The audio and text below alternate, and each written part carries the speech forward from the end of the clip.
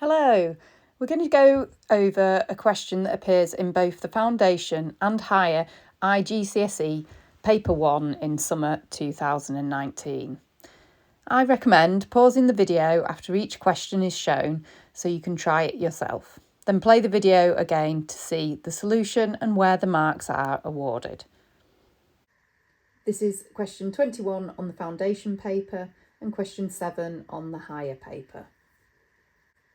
So if you want to pause the video and give answering the question a go and then come back to play the video to see what the answers are and where the points are available.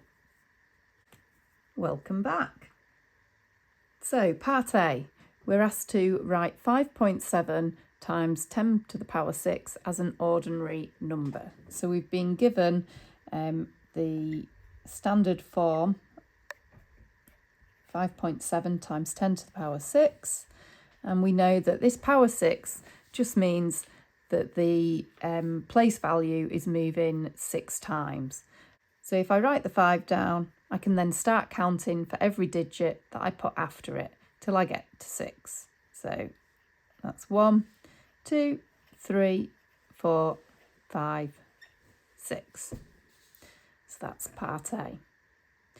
Part B, I'm given 0.004 and I'm asked to write it in standard form. So this time I'm going to write the 4 down, times by 10, and I need to work out what the power is that I need. Now, because it's a decimal number, I know it's going to be a negative power, and I need everything to move 1, 2, 3 times.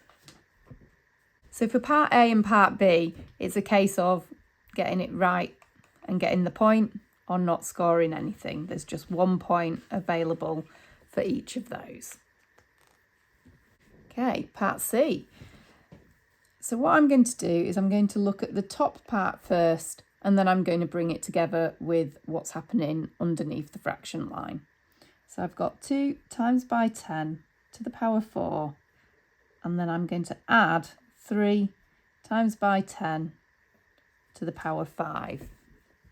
So the first thing I need to do when I'm adding standard form is to make sure that my powers of 10 are the same.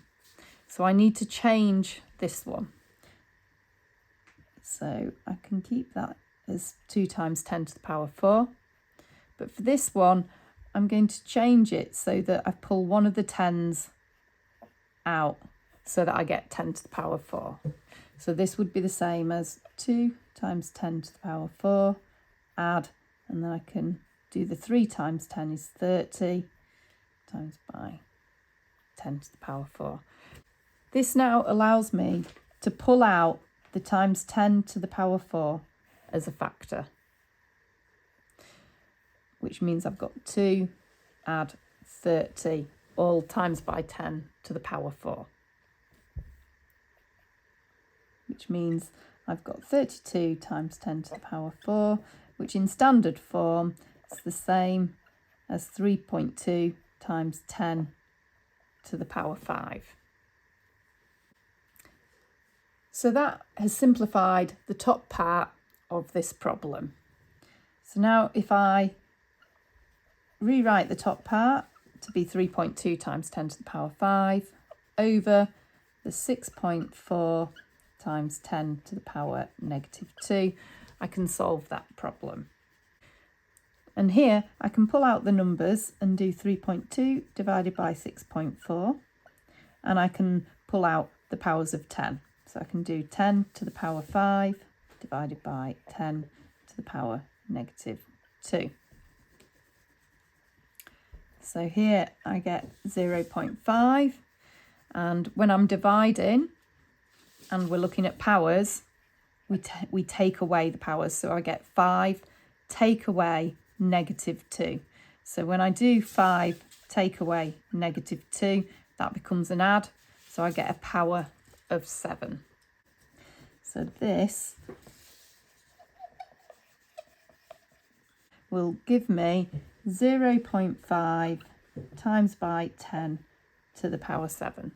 But this isn't quite in standard form because my number at the front needs to be at least 1 but strictly less than 10. So I need to get that so that I've actually got 5. For me to write it as 5, I would need to times by 10 to the power negative 1. That is the same as 0.5, which means I can then simplify it and I'll get my final answer where I'm adding these powers together. So I get 10 to the power 6. So the final answer is 5 times by 10 to the power 6.